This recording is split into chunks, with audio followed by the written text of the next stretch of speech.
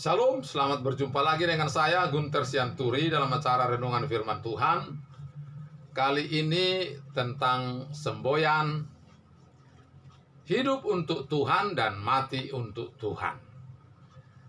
Semboyan ini atau motto ini sering disampaikan pada saat melayat orang yang sedang meninggal.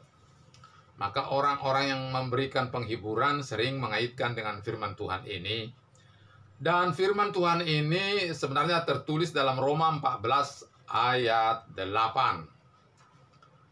Hidup untuk Tuhan dan mati untuk Tuhan karena kita milik Tuhan. Demikian firman Tuhan itu. Saudara, semboyan ini sudah bagus. Peganglah semboyan ini sampai selama-lamanya.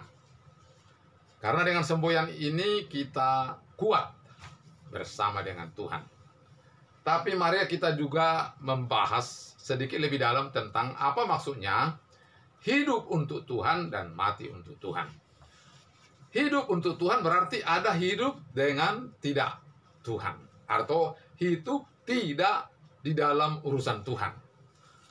Untuk bisa mengerti lebih banyak, lebih dalam apa itu hidup yang di luar Tuhan, baiklah kita membahas hidup yang untuk Tuhan. Apa yang kita miliki sebagai modal atau hal-hal yang bisa dihubungkan dengan urusan-urusan Tuhan. Kita punya harta atau milik. Kita punya tenaga. Kita punya waktu. Kita punya hati. Kita punya mata untuk melihat. Kita punya pikiran.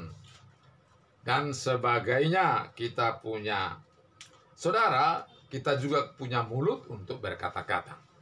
Saudara, yang kita punya ini, kemanakah kita gunakan? Kira-kira gitu.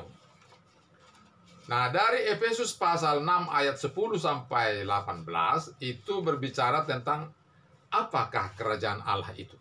Kerajaan Allah itu menyangkut 5 hal. Pertama, menyangkut kebenaran. Jadi, kita harus hidup dengan benar. Baik berkata-kata, baik bertindak atau berbuat, maka hidup kita harus benar. Dalam Efesus pasal 6 ayat 10 sampai 18 itu dikatakan bahwa hidup kita harus benar. Bila kita berkata-kata tidak cocok dengan firman Tuhan, maka itu namanya salah. Jadi ukuran kebenaran yang kita pakai adalah firman Tuhan. Yang kedua, firman Tuhan katakan kita harus mau memberitakan kabar baik tentang keselamatan yang telah disampaikan oleh Tuhan Yesus. Kabar baik itu yaitu bahwa ada pengampunan dosa. Dan ini harus kita kabarkan kepada banyak orang. Jadi untuk mengabarkan ini kita harus pakai segenap waktu kita, harta kita, pikiran kita, tenaga kita. Baik juga siang, pagi, siang, dan malam. Itu kita gunakan. Tapi juga kita harus makan memang, betul. Jadi kita harus makan, tetapi juga kita harus berguna bagi Tuhan.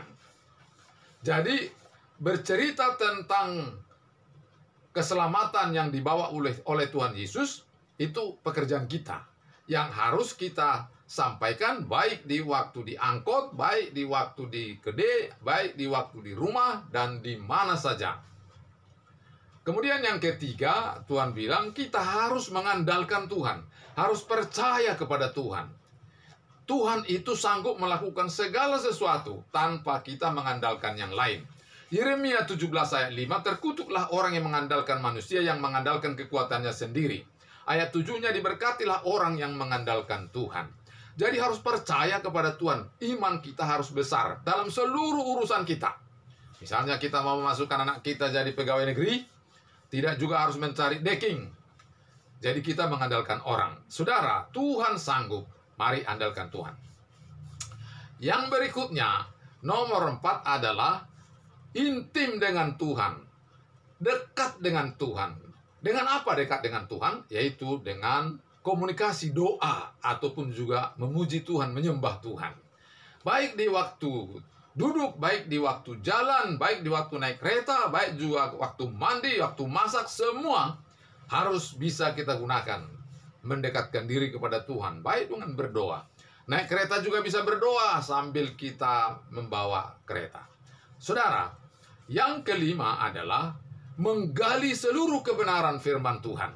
Jadi waktu kita harus kita gunakan untuk mencari, untuk mengerti semua kebenaran firman Tuhan yang telah tertulis dalam Alkitab. Jadi kita harus baca dari mulai Matius sampai dari mulai Kejadian sampai kitab Wahyu.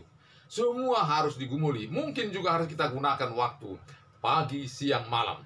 Jadi kalau kita baca Alkitab 5 pasal 1 hari, maka 1 tahun Alkitab akan habis kita baca.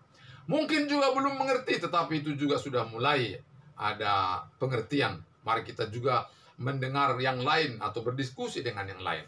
Demikianlah yang 5 ini yang berhubungan dengan pekerjaan Tuhan.